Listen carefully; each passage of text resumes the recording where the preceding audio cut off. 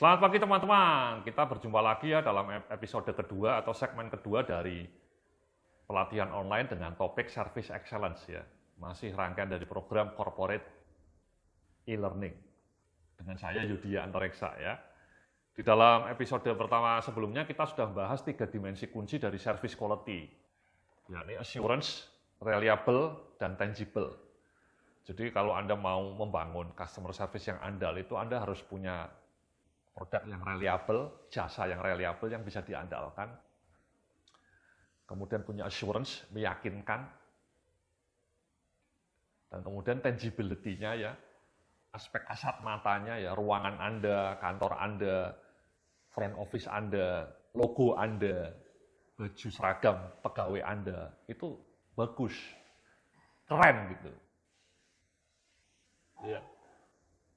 Tidak abal-abal. Jadi sekali lagi pelayanan pelanggan itu tidak hanya pelayan yang ramah ya teman-teman ya, sekali lagi ya, itu salah kaprah. Jadi kalau Anda mengartikan service excellence itu hanya sekedar pegawainya ramah, sopan, itu omong kosong. Itu nggak ada gunanya kalau Anda tidak ditopang oleh tadi, produknya tidak reliable.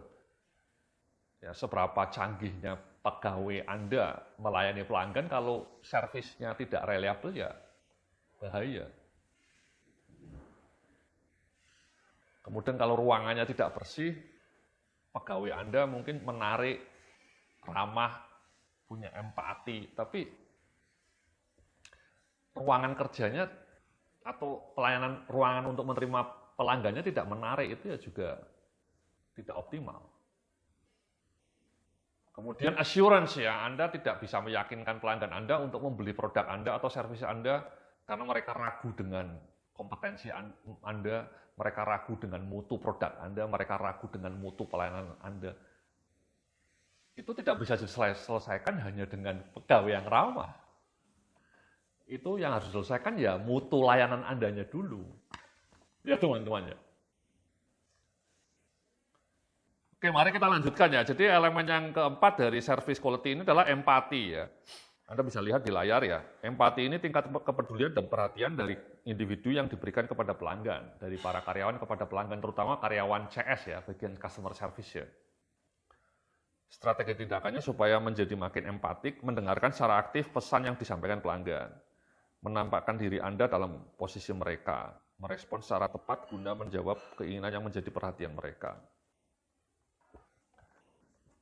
Ya, jadi kalau empati ini mungkin lebih fokus pada faktor pegawainya ya, karyawan CS-nya ya, karyawan bagian CS-nya itu ramah, sopan, dan punya empati. Nah, ini memang mungkin selama ini persepsi pelayanan pelanggan ini dimensi ini ya, tapi sekali lagi dimensi empati ini sekali lagi hanya satu bagian dari 5 dimensi ya. Jadi Anda harus menguasai elemen empati, tapi juga aspek-aspek lainnya. Ya, Anda bisa lihat di slide berikutnya ini. Saya ngasih contoh elemen empati ya. Jadi karyawannya menarik, seragamnya menarik, berempati pada Anda. Ini terutama penting bagi karyawan-karyawan yang ada di bagian customer complaint ya. Kan banyak tuh bagian CS yang menangani customer complaint. Misalnya semua bank punya call center. Semua telco, Telkomsel, XL itu punya call center. Kemudian produk-produk HP mungkin punya call center. Traveloka, semuanya lah.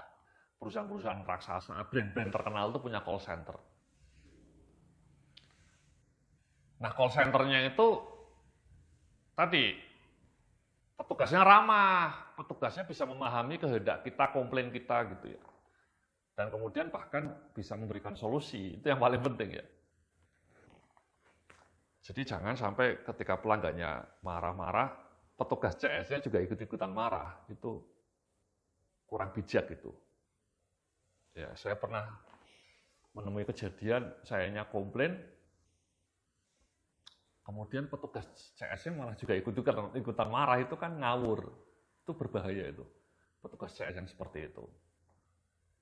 Itu kalau itu solusinya mudah ya, dia bisa diganti dengan petugas CS lain yang lebih empatik. Tapi kalau masalahnya orangnya tidak tahu solusinya, itu lebih krusial sebenarnya, lebih rumit. Jadi kalau bisa petugas-petugas CS itu juga dibekali dengan kemampuan untuk memecahkan masalah, diberi wewenang, diberi otoritas untuk bisa memberikan solusi. Jadi tidak hanya menyampaikan dan menerima, menampung keluhan, itu kadang-kadang wasting time. Kalau bisa petugas CS-nya juga diberdayakan, diberi otoritas supaya bisa ngasih solusi. Ada sebuah brand sepatu terkenal di Amerika namanya Zappos. Ya, brand sepatu Zappos. Sekarang sudah diakuisisi oleh Amazon.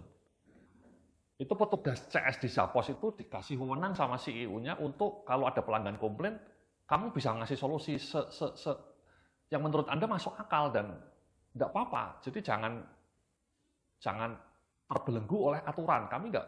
Yang penting pokoknya pelanggan harus happy. Sehingga dengan cara pemberdayaan seperti itu, petugas CS-nya menjadi lebih leluasa ngasih solusi. Yang kreatif ya. Nah seringkali di Indonesia ini banyak perusahaan yang ngasih peraturan-peraturan. Itu sering kalau saya komplain, jawabannya sudah peraturannya seperti itu Pak Yodia. Mohon maaf kami tidak bisa Pak Yodia. Misalnya di hotel kemarin, ya saya mau makan di ruang makannya, tapi saya kebetulan bawa bekal dari restoran lain yang menurut saya enak. Saya mau pinjam ruangannya untuk makan di situ. Saya pesen minumannya, kan seharusnya boleh dong. Saya pesen minuman dari restoran hotel itu. Saya nginep di hotel itu. Tapi ketika saya mau makan di restorannya dengan lauk dari restoran lain tidak diperbolehkan. Itu menurut saya annoying. Dan ketika saya tanya kenapa ini sudah peraturannya Pak Yudia, sudah peraturannya. Kita tidak bisa melanggar peraturan itu. Itu kan crazy menurut saya. Anda hanya dengan atas nama peraturan mengecewakan pelanggan. Itu kan. Jadi saya kapok ke hotel itu. Ya. Itu kan bayangkan ya, Anda kehilangan pelanggan loyal seperti saya termasuk pelanggan yang sering nginep di hotel. Hotel itu kehilangan pelanggan yang mahal seperti saya hanya gara-gara peraturan. Yang menurut saya kalau petugasnya restorannya dikasih kewenangan seperti Zappos tadi mungkin dengan senang hati, nggak apa-apa Pak, silakan, nggak apa-apa. Bapak bisa makan gudeg Bapak. Kebetulan saya di Jogja waktu itu ya. Saya beli gudeg Yujum. Saya mau makan di restoran hotel itu. Nggak boleh gitu ya. Ngawur. Sayanya hanya boleh, meskipun saya sudah pesan minum kan, saya bilang saya pesan minum dari Anda. Sehingga saya berhak tinggal di restoran ini. Dan izinkan saya makan dari lauk gudeg Yujum ini. Boleh nggak? Tidak boleh Pak Yudi. Akhirnya saya nunggu itu. Saya baru masuk kamar, saya makan di kamar. Ya. Tapi itu kejadian yang menurut saya agak sedikit. Itu contoh bagaimana perusahaan dengan atas nama peraturan yang kaku, yang tidak fleksibel, membuat pelanggan kecewa. Dan akhirnya kehilangan pelanggan itu. Itu kan mahal harganya. Priceless. Sumbangan saya bagi hotel itu mungkin tinggi. Tapi hanya gara-gara peraturan, mereka kehilangan pelanggan seperti saya. Ya, jadi kalau Anda pengelola perusahaan, jangan kaku teman-teman. Kalau Anda punya peraturan, jangan terlalu kaku gitu. Kadang-kadang kan tidak ada biayanya kan, kadang-kadang mengizinkan. Ini contoh tadi ya. Jadi kalau Zappos itu, bahkan misalnya komplain, ya dikembalikan nggak apa, silakan dikembalikan, no question. Dan bahkan biaya pengembaliannya kadang-kadang ditanggung oleh Zapposnya, ongkirnya ya. Jadi intinya Zappos bilang kepuasan pelanggan nomor 1 di atas segalanya. Ya jangan sampai karena peraturan yang kaku mau menghemat membuat pelanggan direpotkan gitu. Jadi itu ya teman-teman ya, empati itu penting ya. Jangan contoh petugas restoran di hotel di Jogja yang saya ceritakan tadi ya. Itu mengecewakan saya sebagai pelanggannya. Oke. Kemudian di slide berikutnya, elemen terakhir dari serve quality adalah responsiveness ya. Ya, ini kemampuan untuk membantu pelanggan dan memberikan layanan yang cepat, responsif. Strategi tindakannya tampilkan sikap positif atau can do attitude, mengambil langkah dengan segera untuk membantu pelanggan memenuhi kebutuhan mereka. Ya, ini responsif ya. Tadi saya ngasih contoh petugas Honda ya, ketika mobil Honda saya mogok di tengah jalan, Mereka saya telepon langsung paginya naik mobil datang ke mobil saya. Ya. Aki saya diganti di tempat. Itu responsif itu. Dan hanya dalam hitungan nggak ada 30 menit mereka sudah nyampe. Itu amazing itu. I'm happy, I'm very happy. Atau saya pelayanan IndiHome ya, saya pelanggan IndiHome kan kadang-kadang IndiHome saya yang error gitu ya. Saya nelpon atau saya pakai Twitter biasanya. Saya kalau komplain ke IndiHome pakai Twitter. Kenapa? Karena cepat. Begitu saya komplain di Twitter, biasanya 30 menit kemudian petugasnya datang. Itu responsif, itu bagus. Itu penting itu bagi IndiHome ya. Karena pesaing-pesaingnya kan makin banyak. Kalau IndiHome tidak responsif, mereka akan kehilangan pelanggan. Sebaliknya ada pesaing IndiHome yang katanya kalau rusak, nelpon ke petugasnya bisa sampai 2 hari baru datang. Itu annoying. Ya. Jadi responsif itu sangat penting gitu teman-teman. Ya. Misalnya saya jualan ini. Saya ini kan jualan produk online kayak gini secara online ya. Orang-orang pesannya melalui WhatsApp. Itu sering sekali karena pakai WhatsApp ya. Saya pakai handphone saya ada WhatsApp-nya. Jadi ketika mereka pesan itu nggak ada sampai 5 menit sudah saya balas dan produknya saya kirim. Jadi amazing, itu kadang-kadang pelanggannya sampai terkejut tuh. Kok dalam hitungan detik sudah dikirim Pak Yodi ya produknya ya. Kan di situ saya bilangnya di website saya bilang maksimal 24 jam produknya saya kirim, link downloadnya akan saya kirim ya. Saya mengelola ekspektasinya tinggi ya, 24 jam. Tapi mostly ya, hampir 95%, 98%, produknya itu selalu sudah saya kirim 1 jam, maksimal 1 jam. Yang lebih sering lagi, hanya dalam hitungan menit sudah langsung saya kirim. Itu kan responsif sekali. Jadi banyak pelanggan saya surprise. Mereka sudah transfer uang jam 9, WA saya, Pak Yudi, saya sudah transfer, mohon link downloadnya dikirim ke saya, ke email saya atau ke WA saya. Itu jam 9 lebih 10 detik. Itu sudah saya kirim. Ya, saya reply, kan saya punya template-nya Pak ya. Saya tinggal copy paste. Jadi itu namanya responsif ya teman-teman. Semoga Anda juga happy dengan pelayanan saya. Jadi itulah teman-teman ya. Jadi 5 dimensi dari serve wall ya. Sekali lagi saya rekap. Yang pertama adalah tadi ya reliability. Ya. Jasa Anda harus reliable, produk Anda harus reliable. Yang kedua, assurance. Anda bisa meyakinkan calon pelanggan Anda bahwa produk Anda itu bagus, bahwa produk Anda itu original, bahwa produk Anda itu top market top. Yang ketiga, tangible, ya, faktor tangible, ruangan, logo, ya, tempat penjualannya itu menarik, bersih, WC-nya bersih, toiletnya bersih, petugasnya seragamnya rapi, ya, petugasnya rapi, wangi kantornya, gitu. Kemudian yang berikutnya, dimensi keempatnya empati, dan yang terakhir tadi responsif ya, cepat tanggap. Oke. Jadi itulah 5 dimensi dari service quality, ya, serve qual namanya. Oke. Nah di dalam bagian berikutnya saya mau ngasih tahu ini komponen service culture ya di slide berikutnya ya. Anda bisa lihat komponen service culture ya. Jadi supaya 5 dimensi tadinya bisa terpenuhi, Anda harus punya komponen service culture.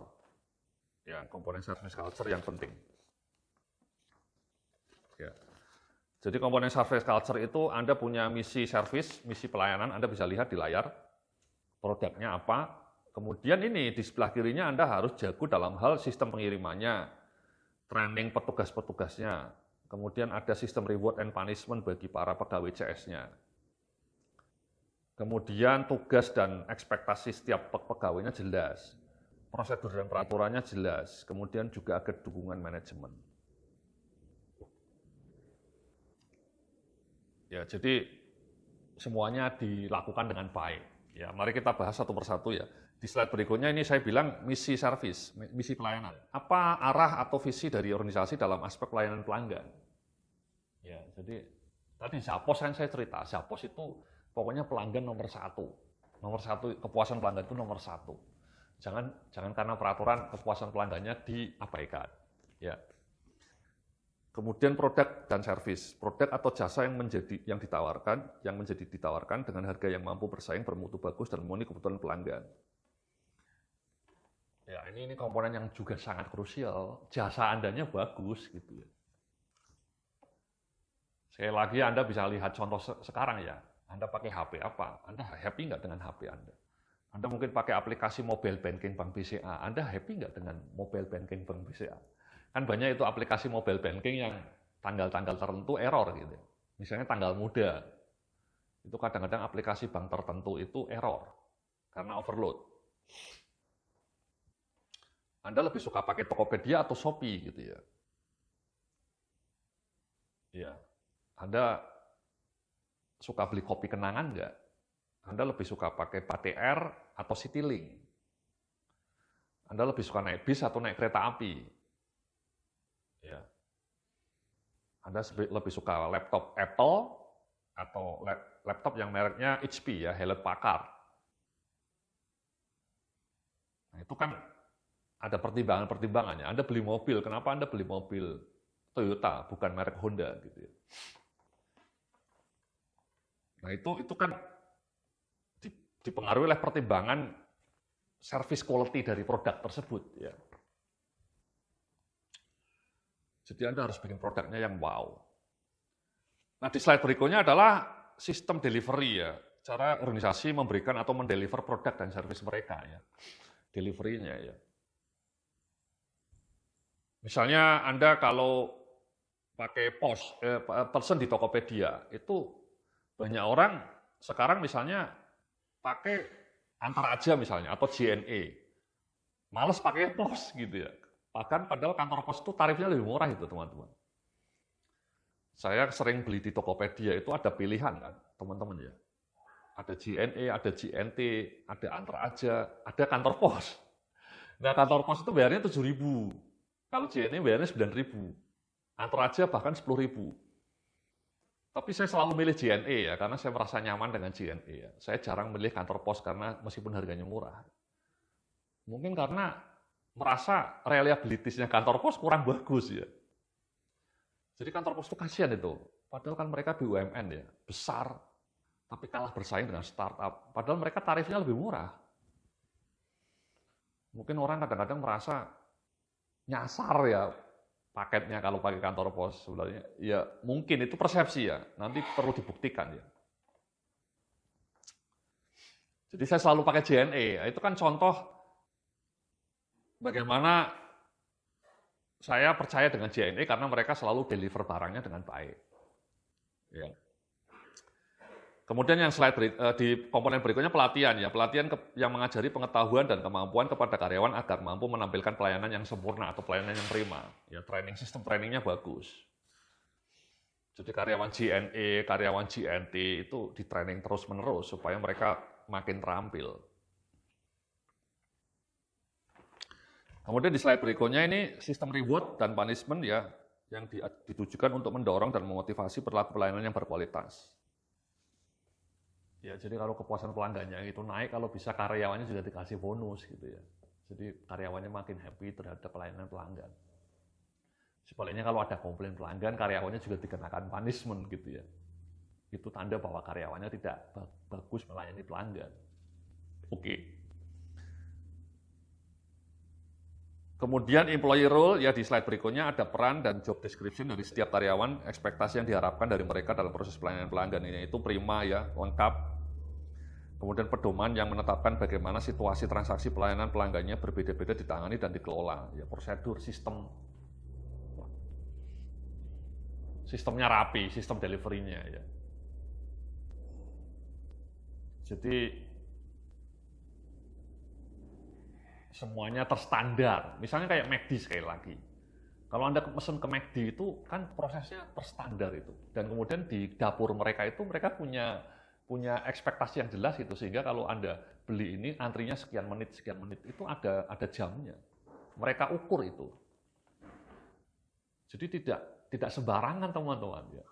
Semua proses penggorengannya itu pakai standar durasi yang sama.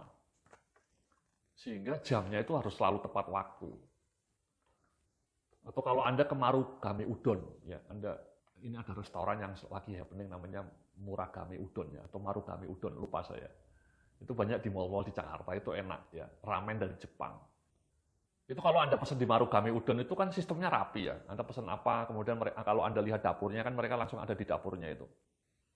Semua makanannya sudah disajikan dengan rapi, tertata, bahan bakunya juga sudah diuji.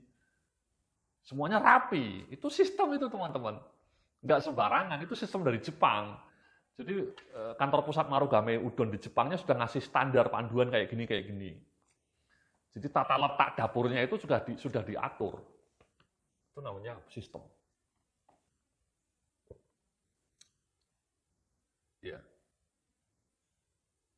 Nah, kursus online saya ini sederhana, teman-teman ya. Saya punya video seperti ini, ada puluhan video saya upload di Google Drive. Kemudian saya jual. Dan ketika ada orang beli, saya tinggal ngirim linknya. Itu kan sangat sederhana ya, sangat simple. Jadi prosesnya sederhana. Ada orang pesan lewat WA, Pak Yudhya, saya mau daftar kursus online-nya. Saya akan beli pelatihan online-nya. Ini uangnya, bukti transfernya. Begitu masuk, langsung saya kirim link download-nya. Itu powerful ya. Saya kadang-kadang amazing ya. Kemajuan digital itu membuat saya bisa menjual produk online ini dengan mudah. Dulu sebelum ada internet ya mustahil ya, tidak terbayangkan ya. Dulu jualannya melalui training di hotel-hotel ya. Jadi capek. Kalau online kan langsung kirim link downloadnya saja ya. Oke. Kemudian yang terakhir ini, komponen yang terakhir dari service culture itu adalah dukungan manajemen ya. Jadi dukungan manajemen untuk membimbing karyawan di lini depan dalam interaksi dengan pelanggan. Termasuk tadi empowerment kayak Zappos tadi, memberikan kewenangan kepada karyawannya untuk melayani pelanggan ya. Jangan sampai terlalu kaku. Ya, jadi karyawannya dikasih pemberdayaan supaya bisa melayani pelanggan dengan bebas demi kepuasan pelanggan ya. Jadi service culture itu ada banyak dimensinya ya teman-teman ya. Oke. Terima kasih, itu segmen kedua dari pembelajaran mengenai service excellence ya. Nanti kita akan sambung lagi dalam segmen yang ketiga. Terima kasih, salam sukses, penuh kemuliaan.